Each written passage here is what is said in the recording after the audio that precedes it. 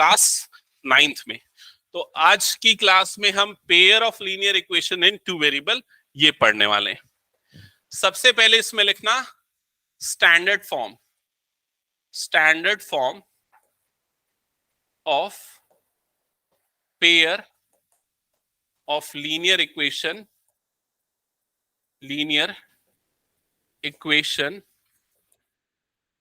इन two variable. तो standard form सबसे पहले देख लेते हैं। इसका स्टैंडर्ड फॉर्म क्या होता है? स्टैंडर्ड फॉर्म होता है a1x plus b1y plus c1 is equals to 0 and a2x plus b2y plus c2 is equals to 0। ये जो आपको सामने दो इक्वेशंस दिख रही है ना, ये दोनों को मिला के बोला जाता है स्टैंडर्ड फॉर्म। किसका? Pair of linear. तो देखो पेयर का मतलब क्या है, क्योंकि ये पेयर्स के फॉर्म में रहेंगे इक्वेशंस। लीनियर इक्वेशन क्यों? क्योंकि दोनों में x और y दोनों की पावर क्या है? 1 है। ठीक है। इन टू वेरिएबल, क्योंकि इसमें दो वेरिएबल्स है, एक वेरिएबल x और दूसरा वेरिएबल क्या है? y है। ठीक है। यहां पर जो a1, b1 और c1 जो दिख रहा है, वो उनको क्या बोलते हैं? कोफिशिएंट्स या वो कांस्टेंट्स होंगे। क्लियर ये चीज? तो a1, b1, c1 are the coefficients of first equation और सेकंड के a2, b2 and c2। Clear ये चीज? अब मैं यहां पर एक इक्वेशन लिख रहा हूं, ठीक है। आप मुझे उनके कोफिशिएंट्स बताना क्या क्या होंगे इनकी वैल्यू। सपोज अगर मैंने इक्वेशन लिखा -2x plus 3y is equals to 5, तो a1 की वैल्यू क्या होगी? -2, जो x का कोफिशिएंट है a1। b1 की वैल्यू क्या होगी? +3 और c1 की वैल्यू क्या होगी? -5। तो 5 को उधर शिफ्ट कर दो, जो कांस्टेंट वाली टर्म है आपकी वो c1 हो जाएगा। क्लियर ये चीज सबको? ठीक है। तो यहां तक सबने नोट डाउन कर लिया स्टैंडर्ड फॉर्म?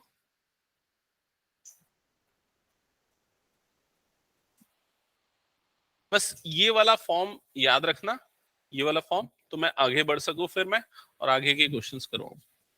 ठीक है, हो गया? ओके। अब सबसे पहला जो टॉपिक है वो है graphical method of solution of pair of linear equations. ठीक है। क्या लिखा हुआ है हेडिंग देखो, graphical method of solution of pair of linear equation. अगर सिंगल इक्वेशन है मतलब एक ही इक्वेशन है, मान लो ऐसा x plus 2y is equal to 3, जो अभी हमने देखा था। एक स्टार्टिंग में जो मैंने एग्जांपल लिया था, सिंगल इक्वेशन थी। इसके कितने सॉल्यूशन मिल रहे थे? कितने सॉल्यूशन? x और y की कितनी वैल्यूज मिल सकती है हमको? इनफाइनाइट, क्योंकि बहुत सारे पॉइंट मिल रहे थे। लेकिन जब पेयर ऑफ लीनियर इक्वेशन होगा तो उसके सॉल्यूशन कैसे होंगे वो समझना। पेयर ऑफ लीनियर इक्वेशन मतलब एक इक्वेशन तो है, साथ में एक और इक्वेशन आ गया, जैसे 2x plus y is equal to 7। इन दोनों को मिला के कितने सॉल्यूशंस निकल सकते हैं, ये चीज यहां पर हम डिस्कस करेंगे। ठीक है। तो देखो, हमने ये चीज तो देख ली थी कि लीनियर इक्वेशन का जो ग्राफ होता है वो क्या होता है? एक स्ट्रेट लाइन होता है।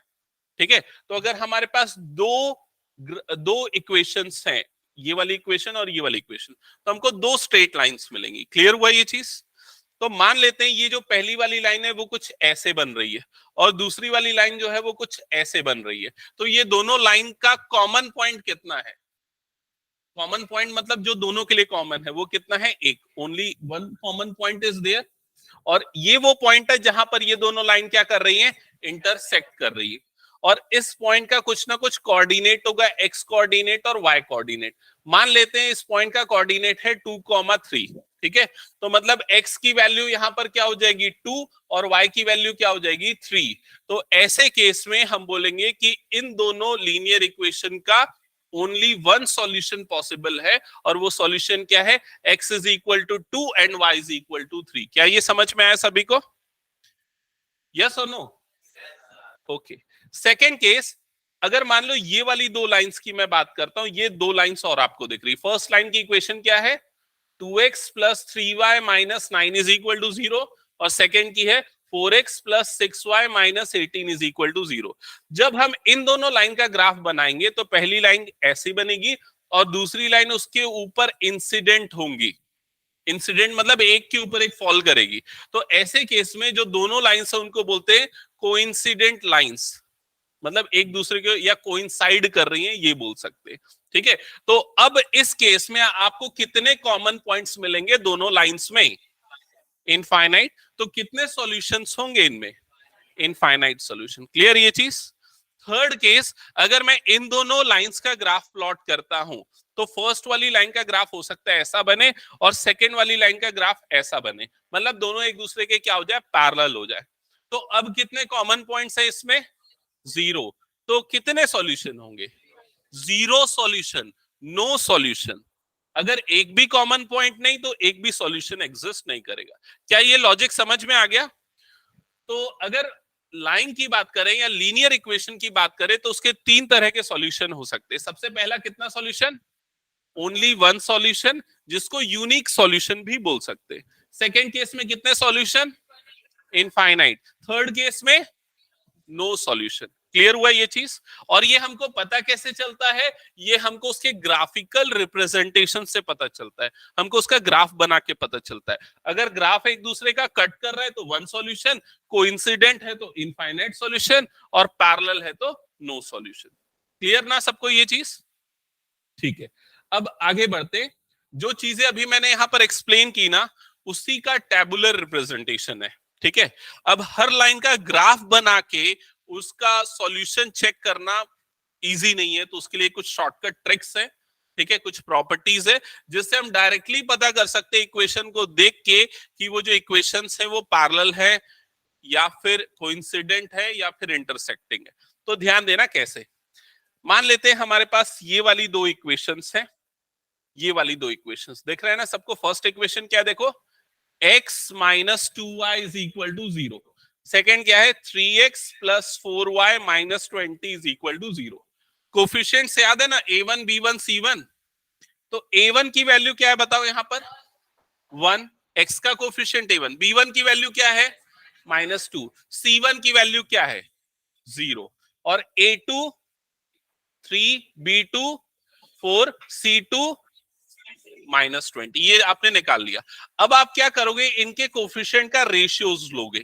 a1 अपॉन a2 तो कितना आ जाएगा? 1/3।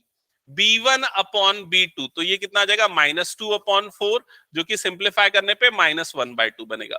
और c1/c2 कितना हो जाएगा? 0/-20 विच इज 0।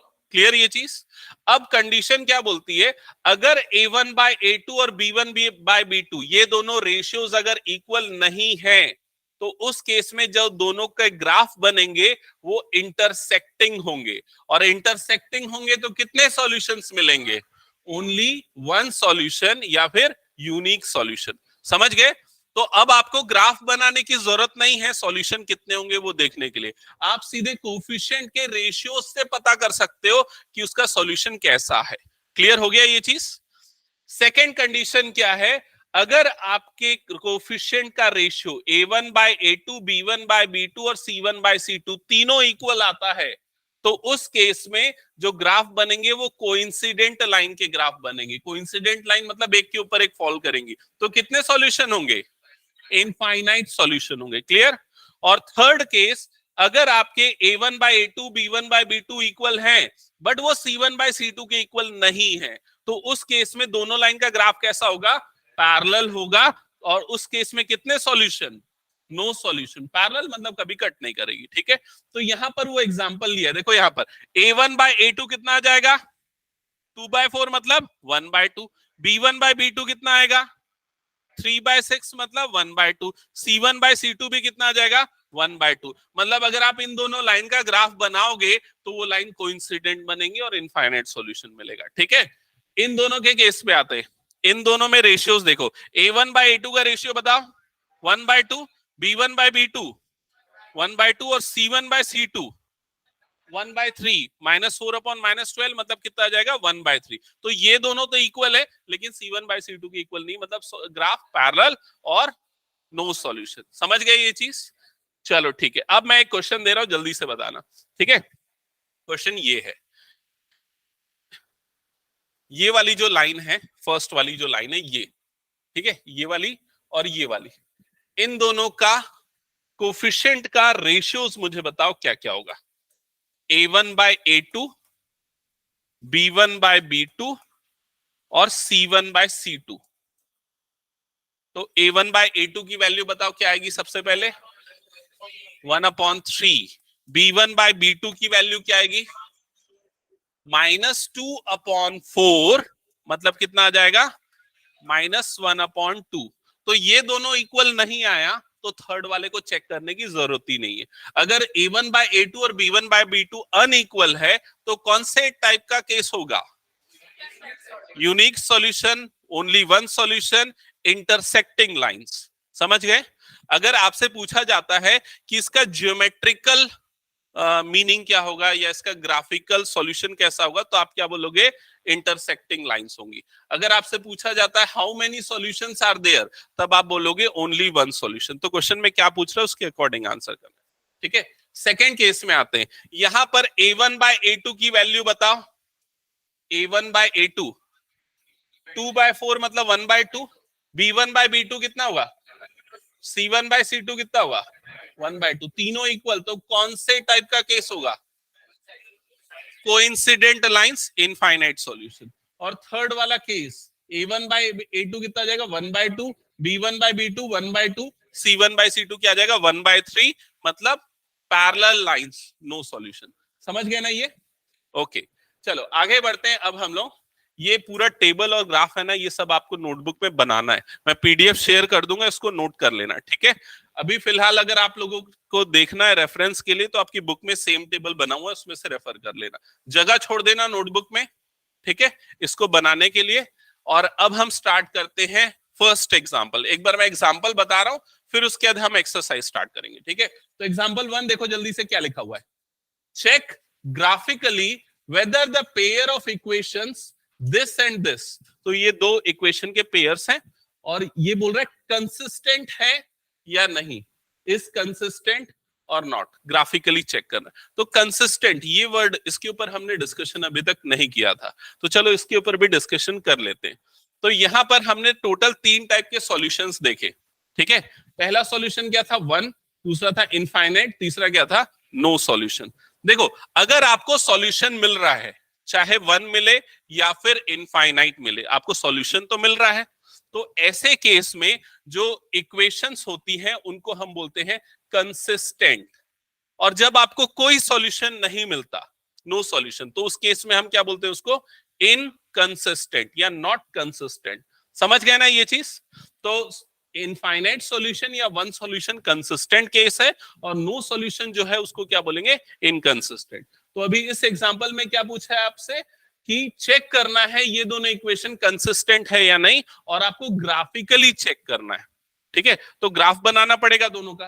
ग्राफ बनाने के लिए जैसे अगर हमको इसका ग्राफ बनाना है तो क्या क्या बताया था मैंने, एक्स और वाई, इस तरह से लिखो, एक्स की वैल्यू पुट करो। तो अगर मैं x की जगह पे 0 डालता हूं, यहां पर x की जगह पे 0 डालूंगा तो क्या हो जाएगा, 0 + 3y = 6, ऐसा ही होगा। तो y की वैल्यू क्या आ जाएगी 2। तो देखो x 0 था, y क्या आ गया 2। अब x की नेक्स्ट वैल्यू यहां पर जैसे 6 पुट किया है, तो x की जगह पे 6 पुट कर दो, तो 6 + 3y = क्या हो जाएगा 6। तो 3y = 6 - 6 क्या हो जाएगा 0, तो y की वैल्यू आ जाएगी 0। तो नेक्स्ट जो आया 6,0। अब देखो ये वाले पॉइंट का कोऑर्डिनेट क्या है 0,2, x कोऑर्डिनेट 0 है, मतलब ये पॉइंट कहां पर आएगा, y एक्सिस। तो देखो y एक्सिस में ये वाला पॉइंट आपको दिख गया 0,2। ठीक है, और दूसरा जो पॉइंट है उसका कोऑर्डिनेट क्या है 6,0। कौन सा कोऑर्डिनेट 0 है, y कोऑर्डिनेट 0 है, तो ये वाला पॉइंट कहां पर आएगा, x एक्सिस में। तो देखो ये 6,0 ये वाला पॉइंट आ गया। समझ में आया, हमने दोनों पॉइंट्स को ज्वाइन किया और ये ग्राफ बना दिया, तो हमारी फर्स्ट इक्वेशन का ग्राफ बन गया। ऐसे ही हमने सेकेंड वाली इक्वेशन के पॉइंट्स निकाले, उसका भी ग्राफ बनाया, और दोनों के ग्राफ कितनी जगह पे कट कर रहे हैं एक दूसरे को, सिर्फ एक ही पॉइंट पे। मतलब आपको एक सॉल्यूशन मिल रहा है, तो कंसिस्टेंट होगा या इनकंसिस्टेंट, कंसिस्टेंट। समझ गए ये चीज।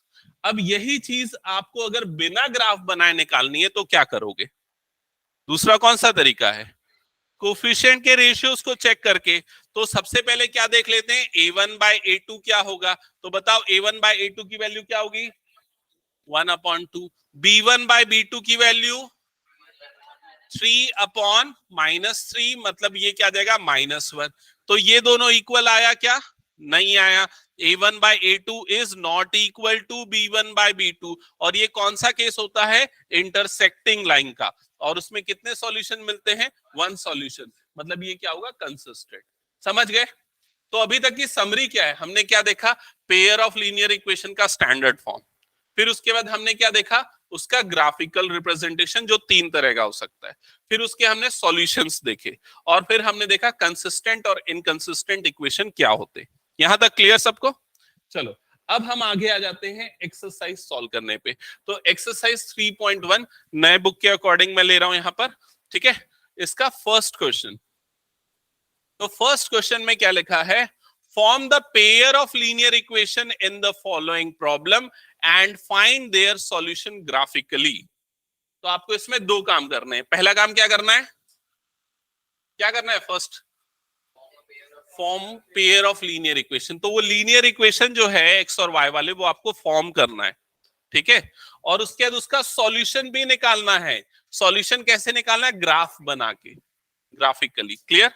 तो सबसे फर्स्ट जो उसका पार्ट है उसमें क्या लिखा हुआ है, एक बार ध्यान से समझना। 10 students of class 10th took part in a mathematics quiz. If the number of girls is 4 more than number of boys, ये वाला लाइन सबसे इंपॉर्टेंट है, ये वाला लाइन और ये वाला लाइन, ठीक है। ये दोनों लाइन ध्यान देना। कितने स्टूडेंट पार्टिसिपेट किए, टोटल 10, मतलब बॉयज और गर्ल्स को मिला के टोटल 10 थे, ठीक है। अब क्या बोल रहा है, number of girls is 4 more than number of boys, मतलब जो गर्ल्स का काउंट है वो बॉयज से कितना ज्यादा है, 4 ज्यादा है। मतलब अगर मान लो बॉयज 2 थे तो गर्ल्स कितनी होंगी, 6, 2 + 4। समझ गए ना ये चीज? तो ये आपको दिया, find the number of boys and number of girls who took part in the quiz. तो आपको क्या फाइंड आउट करना है, number of boys, number of girls. तो जो अननोन है वो वेरिएबल होता है। समझ गए? तो क्या क्या चीजें अननोन है, number of boys and number of girls. तो सबसे पहले आप लिखोगे let the number of boys be x. तो हमने नंबर ऑफ बॉयज को एक्स कंसीडर कर लिया, ठीक है। And the number of girls be y, number of girls को हमने वाई ले लिया। यहां तक क्लियर सबको? ठीक है। तो कितने वेरिएबल है यहां पर आगे हमारे पास, दो वेरिएबल आ गए, एक एक्स वाला और दूसरा वाई वाला। कितनी इक्वेशन बननी है, दो इक्वेशन बनेगी। जितने वेरिएबल उतनी इक्वेशन, तभी वो सॉल्व हो पाता है। समझ रहे हो ना? तभी उसका सॉल्यूशन निकलेगा। तो दो वेरिएबल है, दो इक्वेशन बनी है। इक्वेशन बनेगी सिचुएशन के अकॉर्डिंग। तो आपको दो सिचुएशन दिए या दो कंडीशन दिए। पहला क्या बोल रहा है कि टोटल कितने स्टूडेंट है, 10। तो क्या बनेगी इक्वेशन बताओ, x + y = 10। दोनों बॉयज और गर्ल्स का जो एडिशन होगा वो कितना होगा, 10। तो ये हो गई हमारी first equation, x + y = 10। Second equation के लिए ये वाली लाइन हाईलाइट किया मैंने, number of girls is 4 more than number of boys, मतलब गर्ल्स का काउंट बॉयज के काउंट से 4 ज्यादा है। मतलब अगर मान लो मैं दोनों को माइनस करूं, बॉयज गर्ल्स का काउंट माइनस बॉयज का काउंट, तो कितना आएगा डिफरेंस, 4। तो गर्ल्स कितनी है y, माइनस बॉयज कितने हैं x, और गर्ल्स बॉयज से कितनी ज्यादा है, 4। मतलब इक्वेशन क्या बन जाएगी, y - x = 4। क्या ये समझ गए? ठीक है। आपको क्वेश्चन के अकॉर्डिंग ये इक्वेशन बनानी पड़ेगी। मान लो अगर क्वेश्चन ऐसा होता, number of girls is 4 times the number of boys. Repeat कर रहा हूं मैं, number of girls is 4 times the number of boys. तो नंबर ऑफ गर्ल्स मतलब क्या है यहाँ पर, y, 4 times the number of boys. Times मतलब क्या आ जाएगा, 4 मल्टीप्लाई आ जाएगा। तो y = क्या बनता है, ये 4x। समझ गए ना ये चीज? तो क्वेश्चन में स्टेटमेंट कैसे दी हुई है उसके अकॉर्डिंग ये इक्वेशन आपको बनाना पड़ेगा, ठीक है। ओके, अब इक्वेशन बन गई तो ये आपका फर्स्ट काम हो गया। सेकंड क्या करना है, इसके बाद इसमें ग्राफ बनाना है और सॉल्यूशन निकालना है, ठीक है। चलो यहां तक कर लिया, अब ग्राफ बनाना है तुम लोगों का काम है। स्टार्ट करो ग्राफ बनाना, मैं हेल्प करूंगा। जयदीप क्लियर है यहां तक का सॉल्यूशन? Yes, sir. ओके,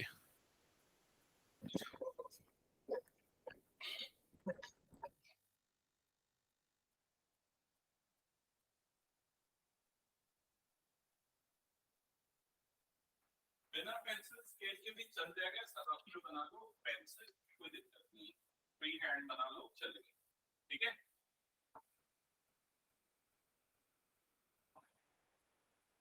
ये क्वेश्चन मैं अभी हाइड कर दे रहा हूँ थोड़ा।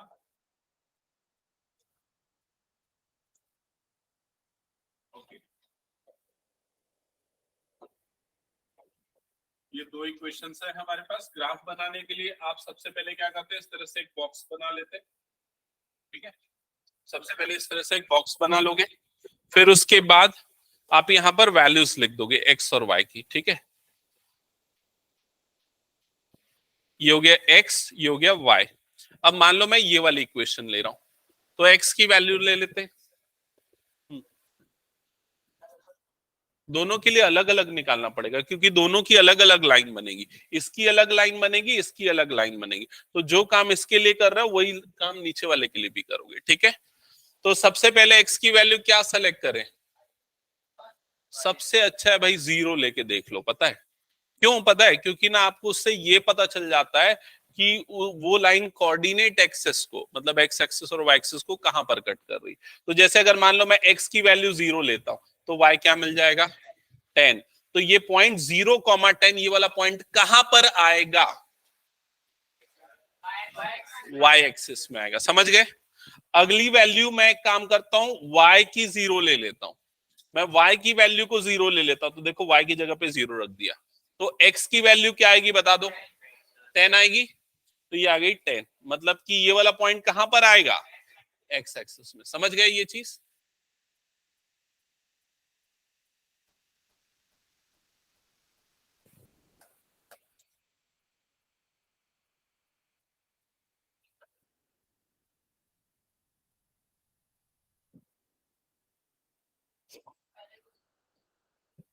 हाँ, अभी अभी हमने इसका निकाला ना, अब नीचे वाले का भी निकालो, इस वाले के लिए भी।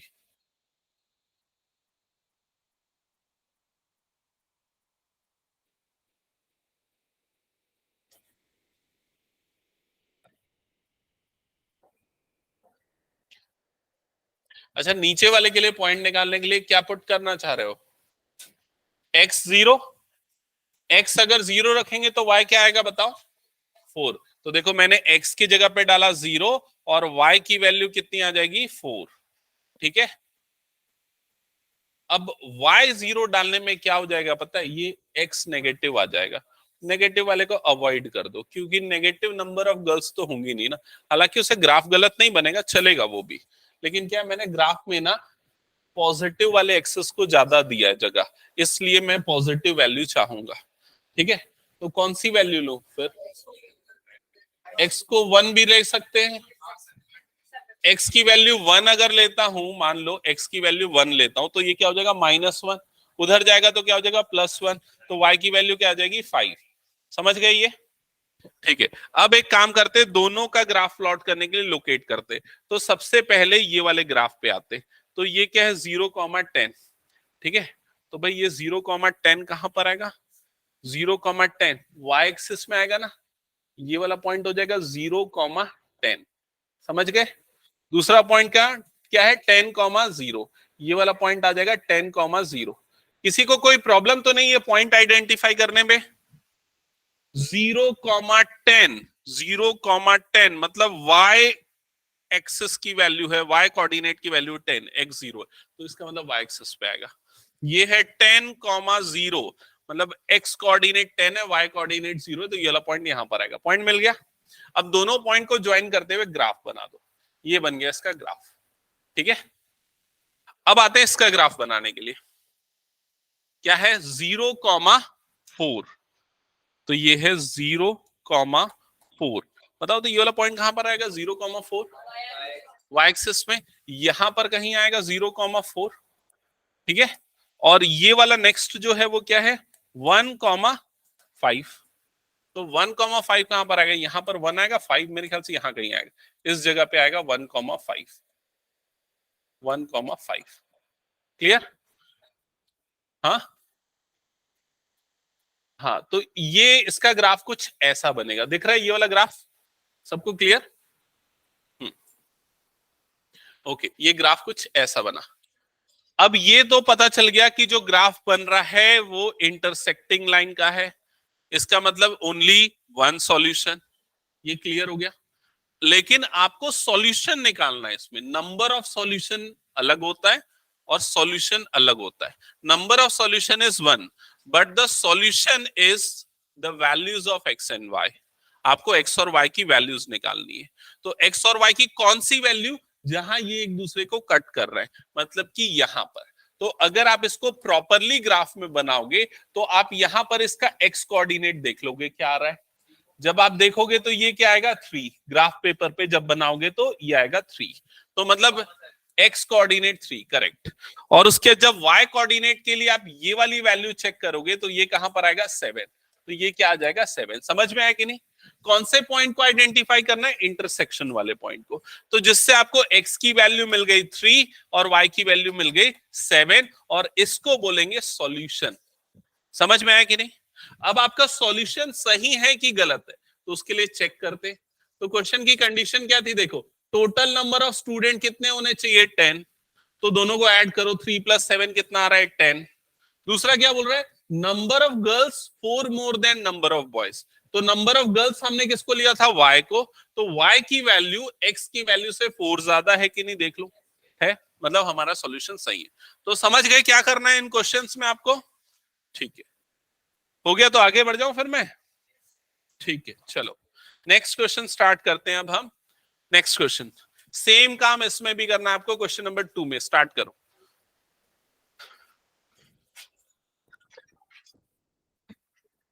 पूरा नहीं बनाया क्या? नाम क्या है? जल्दी, पूरा क्यों नहीं बनाया? देखिए यहाँ पर आएगा तेरा ये वाला पॉइंट 10। ये ऐसा लेते हैं ना, 0, ये 0 हो गया ना तेरा, ये 1 हो गया, ये 2 हो गया, 3 4 5 ऐसा करते हुए क्या आएगा 10 पे ग्राफ। ठीक है, वैसी तरह यहाँ पर भी आएगा। ये क्या होगा 10। दोनों पॉइंट को ज्वाइन करते हुए ऐसे ये लाइन खींच दिया। समझ में आएगी चीज?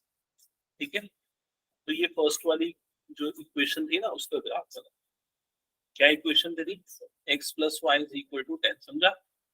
अब दूसरे वाले के लिए निकालने के लिए ये तेरा पॉइंट क्या है? 0,4 दिख रहा है ना, x0 y4। तो ये पॉइंट कहां पर आएगा तेरा? यहाँ पर। अगला पॉइंट क्या तेरा? 1,5। तो ये 1 हो गया, ये 5 तेरा यहाँ पर। तो 1,5 ग्राफ ऐसा बनेगा। दोनों जहां पर कट किए ना उसका कोऑर्डिनेट निकालना। तो उसका x कोऑर्डिनेट कितना आएगा? 3, y कोऑर्डिनेट कितना आ जाएगा? 7। मतलब ये वाला पॉइंट जो है वो सॉल्यूशन कहलाएगा।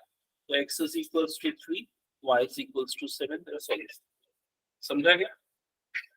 ठीक है, अभी नेक्स्ट क्वेश्चन ट्राई करो। 5x प्लस नहीं, सोचिए थोड़ा। इसके पहले वाला सबने बना लिया था ना ग्राफ? 7x अरुण हो गया था इसके पहले वाला? बना लेना। वो एक्चुअली ग्राफ में नहीं बना रहे हैं, इसकी एग्जैक्टली समझ नहीं आ रहा। तुम लोगों को इसके पहले वाला बना था क्या? रफ में चलेगा। समझ गए ना प्रोसेस? हुआ? हाँ ठीक है, प्रेशर नहीं बनाया क्या? अच्छा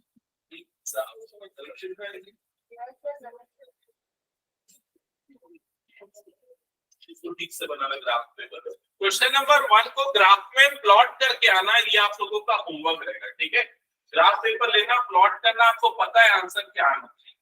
ठीक है,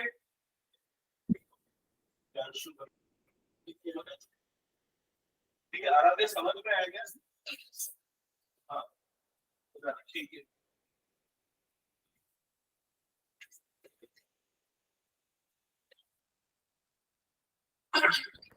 अच्छा, कितने लोग इस क्वेश्चन में इक्वेशन निकाल लिए? एक बार हैंड रेज करना। इक्वेशन, ओके ठीक है, 3 लोग निकाल लिए। ठीक है, बता क्या है इक्वेशन? नहीं, गलत। 1 मिनट। हाँ हाँ, सेकेंड इक्वेशन। हाँ ठीक है, ठीक है, तुम दोनों का करेक्ट है। बाकी बच्चों से क्यों नहीं बन रहा है एक बार सोचो। क्या पूछे थे? अच्छा, एक में x प्लस वाई सुना मैं, बस मैं 5 नहीं सुन पाया, पता नहीं।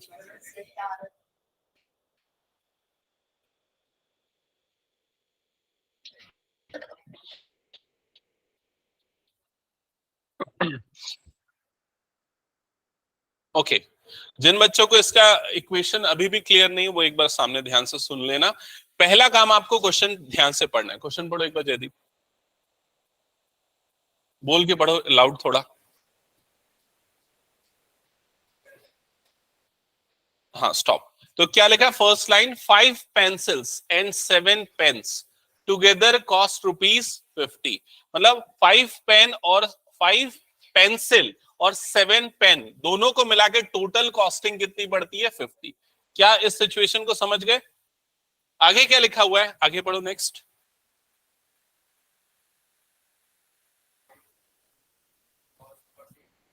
तो 7 पेंसिल और 5 पेन का टोटल कॉस्ट कितना है? 46। तो ये दो केसेस या दो सिचुएशन है, ठीक है। अब आगे क्या लिखा है, find the cost of 1 pencil and that of 1 pen. मतलब एक पेंसिल की कॉस्ट और एक पेन की कॉस्ट आपको निकालना है। तो जैसा हमने पहले किया था, पहले हमने क्या किया था, let the cost of one pencil be x and cost of one pen be y। x और y पहले आइडेंटिफाई करेंगे, ठीक है। तो हम लिख देते हैं let the cost of one pencil be rupees x and that of one pen be rupees y। और एक पेन की कॉस्ट कितनी है? y। यहां तक क्लियर है सबको? एक पेंसिल और एक पेन की कॉस्ट हमने लिख दी। अब इसके बाद क्या बोल रहा है, इस सिचुएशन पे आते, 5 पेंसिल और 7 पेन, ये टोटल कॉस्टिंग कितनी पड़ती है? 50, ठीक है। तो देखो एक पेंसिल की कॉस्ट है x, तो 5 पेंसिल की कॉस्ट कितनी हो जाएगी? 5x। और एक पेन की कॉस्ट है y, तो 7 पेन की कॉस्ट कितनी हो जाएगी? 7y। और टुगेदर मतलब दोनों को मिला के, तो इसलिए दोनों को ऐड करेंगे और टोटल कॉस्ट कितना बनेगा? 50। तो ये बन जाएगी फर्स्ट इक्वेशन। समझ गए ना? सेकंड इक्वेशन बताओ, चलो इसको देख के सिचुएशन। 7 पेंसिल की कॉस्ट कितनी होगी? 7x plus 5y is equals to 46। समझ गए? चलो अब ग्राफ बनाओ जल्दी से और सॉल्यूशन बताओ कैसा बनेगा। अभी ग्राफ रफ में बना लो चलेगा, स्केल है तो स्केलिंग करके बना लो वो भी अच्छा है, और अगर नहीं है तो फिर क्या करेंगे, ऐसे ही रफ में ही ट्राई करना पड़ेगा घर में, लेकिन ग्राफ पेपर में बनाना है इसको, ठीक है।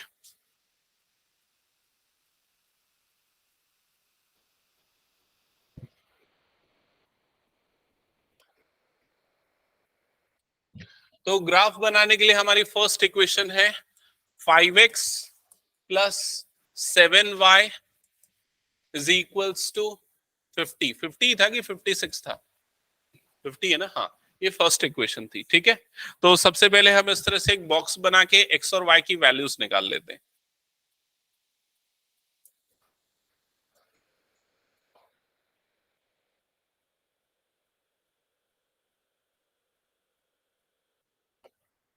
ये x हो गया, ये y हो गया। हाँ, तो सबसे पहली वैल्यू y की क्या पुट करना चाहिए?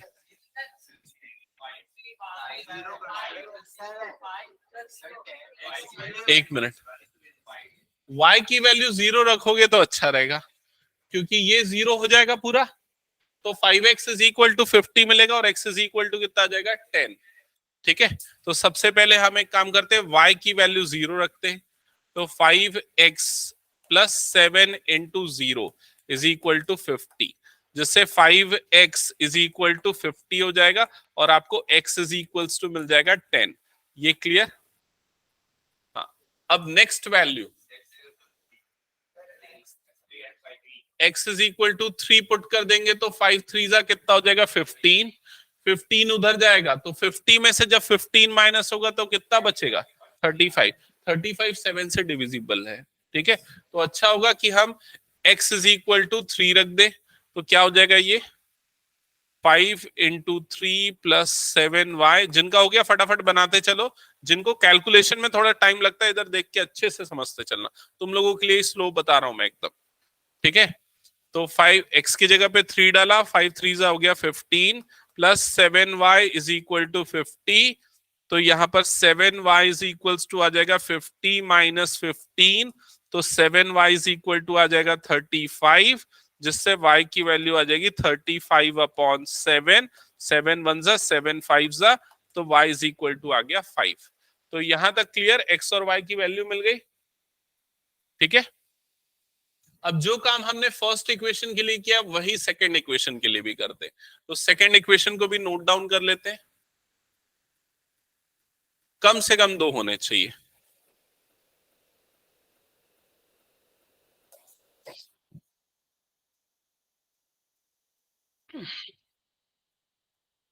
सेकेंड इक्वेशन यहां पर नोट डाउन कर लेता हूं, 7x plus 5y is equals to 46। Graph बना लेते हैं इसका,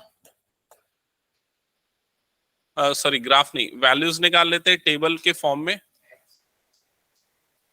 क्या रखना चाहिए, x और ये हो गया y।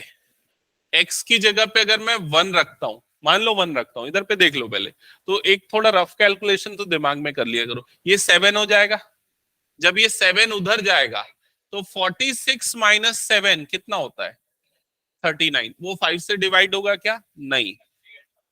तो अब x की वैल्यू अगर मान लो मैं 2 रखता हूं, सीधा 3 तुम लोगों ने निकाल लिया तो चलो 3 रख देते, x की जगह पे 3 रख देंगे तो 7 into 3 plus 5y is equal to 46, 7 3 जा ये हो जाएगा 21 plus 5y is equal to 46, तो 5y is equal to 46 minus 21, तो 5y इज इक्वल टू कितना आ जाएगा 25, जिससे y की वैल्यू आ जाएगी 5, 25 by 5 that is equals to 5, ठीक है, क्लियर यहां तक।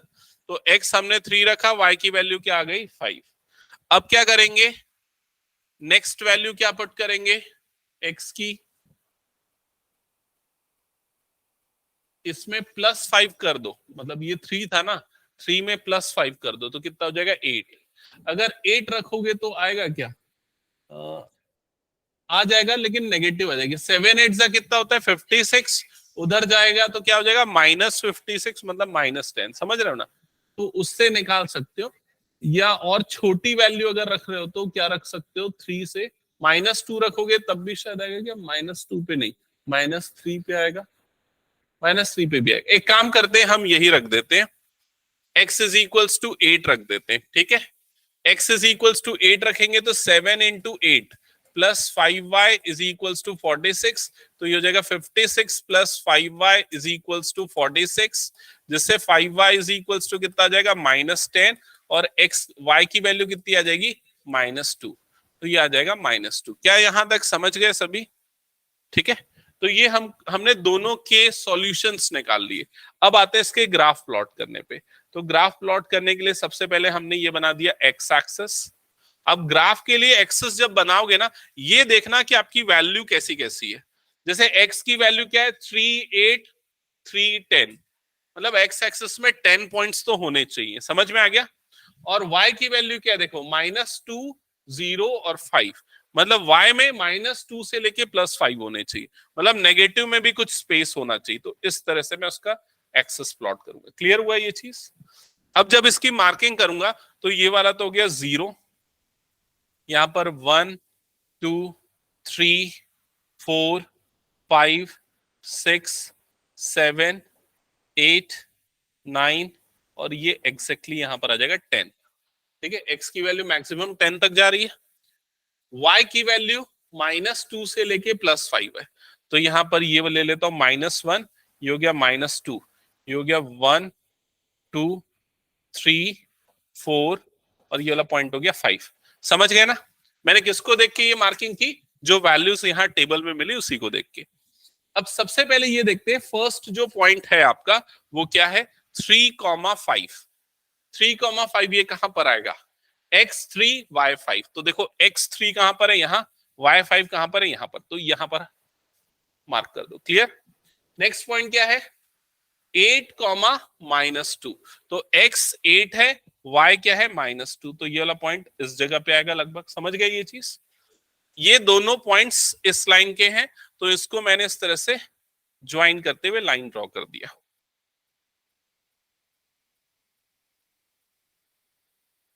ये बन गया फर्स्ट वाले इक्वेशन का ग्राफ।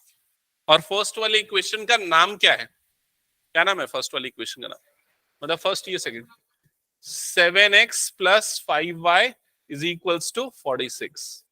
ठीक है। अब उसके बाद नेक्स्ट वाली इक्वेशन का ग्राफ बनाते हैं। तो उसके लिए ये वाला पॉइंट क्या है, देखो 10,0 कहां पर आएगा ये पॉइंट 10,0, एक्स एक्सिस में 10। और नेक्स्ट पॉइंट है 3,5, तो यहां पर x3 है और y5, ये कॉमन मिल गया क्या हमको, 3,5। तो ये वाला पॉइंट तो इसी जगह पे आएगा। अब इन दोनों का जब ग्राफ प्लॉट होगा तो ये ग्राफ कैसा बनेगा, कुछ इस तरह से। समझ में आई ये चीज। अब दोनों ग्राफ एक दूसरे को ओनली वन पॉइंट पे कट कर रहे हैं, मतलब ओनली वन सॉल्यूशन, ये तो क्लियर। और वो सॉल्यूशन की वैल्यू क्या होगी, तो वो हाँ वो इस कोऑर्डिनेट से मिल जाएगा। इसका कोऑर्डिनेट है 3,5, मतलब x की वैल्यू क्या होगी 3 और y की वैल्यू क्या हो जाएगी 5। ये हो गया आपका सॉल्यूशन। समझ गए ये।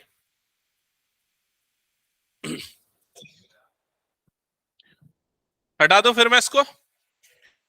ओके, जिनका हो गया वो नेक्स्ट क्वेश्चन ट्राई करो। चलो आपके पास बुक है ना, इसके बाद वाले क्वेश्चन देख लो फिर।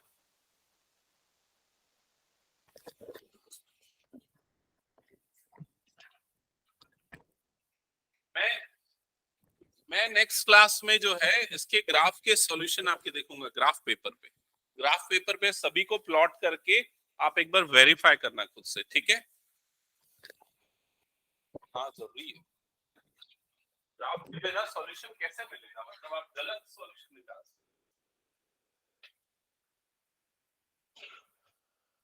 हो। किसी का पूछ लो, जिनका हो गया नेक्स्ट क्वेश्चन स्टार्ट करो।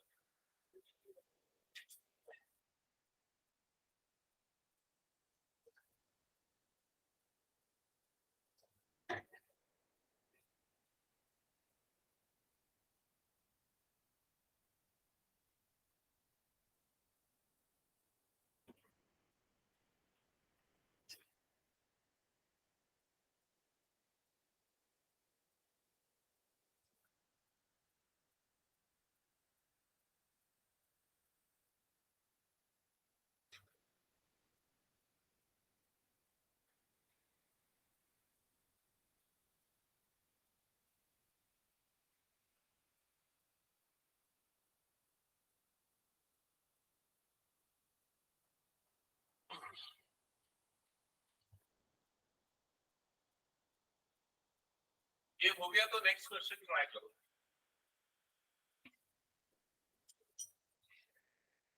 नेक्स्ट क्वेश्चन इसमें एक ही पार्ट है क्या, और अच्छा ये स्टार्ट हो गया है क्या, बस में कोई वर्ड प्रॉब्लम है, ठीक है। एक मिनट। नेक्स्ट क्वेश्चन पे क्या बोल रहा है, line representing following pair parallel coincident या intersecting two circle a1 by a2। First में तो 5 और 7 दिया है क्या, हां सर 5 और 5x plus 1 क्वेश्चन का रिपीट है।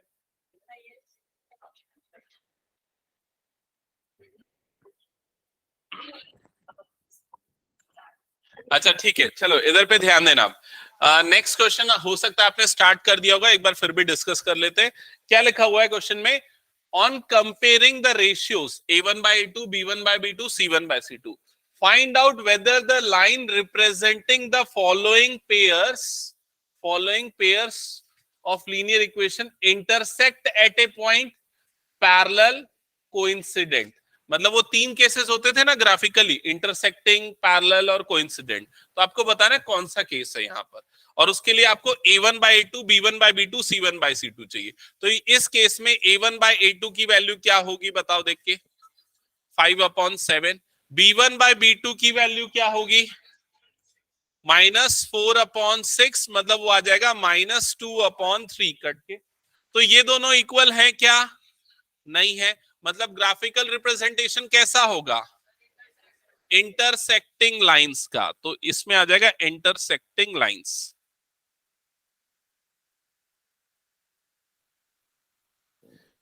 समझ गए ना। सेकेंड वाले केस में आते हैं। a1/a2 की वैल्यू क्या आएगी, 9/18 विच इज 1/2। b1/b2 की वैल्यू कितनी आएगी, 3/6, वो भी कितना होगा 1/2। और c1/c2 की वैल्यू कितनी आएगी, 1/2। तो ये तीनों सेम आता है, तो कौन से टाइप का सॉल्यूशन, पैरेलल लाइंस, पैरेलल की कोइंसिडेंट, कोइंसिडेंट एक दूसरे के ऊपर लाई करेगी, कोइंसिडेंट, ठीक है। और लास्ट केस में आ जाते हैं इसमें, तो बता दो a1/a2 की वैल्यू कितनी होगी, a1/a2 मतलब 6/2, जो कि आ जाएगा 3/1। b1/b2 की वैल्यू -3/-1, माइनस माइनस कट जाएगा तो क्या आ जाएगा 3/1। और c1/c2 की वैल्यू कितनी आ जाएगी, 10/9। समझ गए। तो ये दोनों इक्वल है, लेकिन ये उसके इक्वल नहीं है। तो कौन सी कंडीशन, पैरेलल लाइंस। क्लियर। आज की क्लास हम यहीं पर स्टॉप करते, नेक्स्ट क्लास में हम कंटिन्यू करेंगे। तब तक के लिए आपके कुछ होमवर्क्स मैं बता देता हूं। आप लोगों को पहले तो ग्राफ बनाने इन दोनों क्वेश्चंस के जो हमने डिस्कस किए, ठीक है। और इसके अलावा एक और एग्जाम्पल, ये वाला जो एग्जाम्पल था इसका भी ग्राफ बना के चेक करना है, ठीक है। मतलब ओवरऑल ग्राफ बनाना ही होमवर्क रहेगा आप लोगों का, ताकि एक बार प्रैक्टिस हो जाए। हाँ, ग्राफ कॉपी में ही बनाना है, ठीक है। ठीक है जयती, कुछ डाउट है।